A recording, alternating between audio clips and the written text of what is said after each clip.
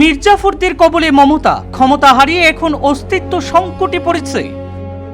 যাদের সম্মানজনক স্থানে অধিষ্ঠিত করেছিলেন মমতা, আজ খারাপ সময়ে তারাই বিরুদ্ধে। দিদিকে ছেড়ে যাওয়ার পরদিনই শুভেন্দুর প্রশাসনিক বৈঠকে দুই তৃণমূল সাংসদ তথা অভিনেতা দেব ও জুন মালিয়া।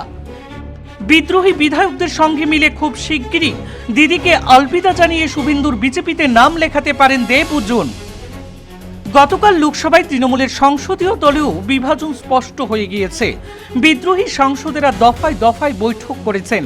দুপুরে বিজেপি নেতা তথা কেন্দ্রীয় মন্ত্রী ভূপেন্দ্র যাদবের বাড়িতে, তারপর সন্ধ্যায় বিদ্রোহী সাংসদ শতাব্দী রায়ের বাড়িতে। মুখ্যমন্ত্রী শুভেন্দুও গিয়েছিলেন দু জায়গাতে। শুভেন্দু অধিকারীর প্রশাসনিক সভায় হাজির হলেন লোকসভার তৃণমূলের দুই বিদ্রোহী নেতা দেব এবং জুন মালিয়া।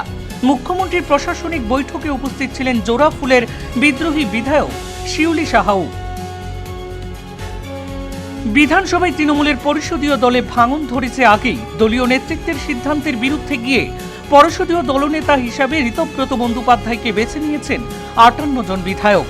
দেব গতকাল দিল্লিতেই ছিলেন। সংসদীয় দলে ভাঙনের 24 ঘন্টা কাটতে না কাটতেই এবার পূর্ব মেদিনীপুরের কোলাঘাটে মুখ্যমন্ত্রীর ডাকা প্রশাসনিক বৈঠকে হাজির হলেন দুই বিদ্রোহী সাংসদ দেব ও জুন।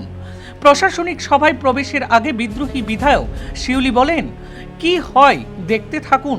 রাজ্য রাজনীতি সাম্প্রতিক পরিস্থিতির নিরিখে বিধায়কের এই মন্তব্য যেন বেশ তাৎপর্যপূর্ণ বলে মনে করছেন রাজনৈতিক পর্যবেক্ষক মহল। উল্লেখ্য, নতুন সরকার দায়িত্বে আসার পরেই মুখ্যমন্ত্রী জানিয়ে নিয়েছেন তিনি প্রশাসনিক বৈঠকে বিরোধী দলের জনপ্রতিনিধিদেরও আমন্ত্রণ করবেন। নির্বাচনে জনপ্রতিনিধি এবং প্রশাসনের মধ্যে কাজের সমন্বয় থাকা উচিত বলে মন্তব্য করলেন।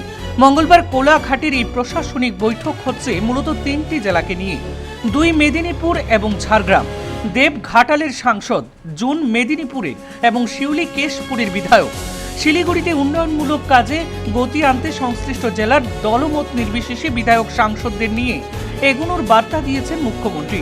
তবে তৃণমূলের নির্বাচনী ভরাডুবি এবং তার পরবর্তী সময়ে দলে ভাঙন এবং বিদ্রোহীদের পরিপ্রেক্ষিতে দেব ও জুন শিউলিদের উপস্থিতি গুরুত্ব আরও বৃদ্ধি পেয়েছে রাজ্য রাজনীতির প্রেক্ষাপটে। সব মিলিয়ে বলা যায়, বাংলা, বিহার, উড়িষ্যার শেষ নবাব সিরাজ দশাই হতে শেষ ক্ষমতাসীন মমতা।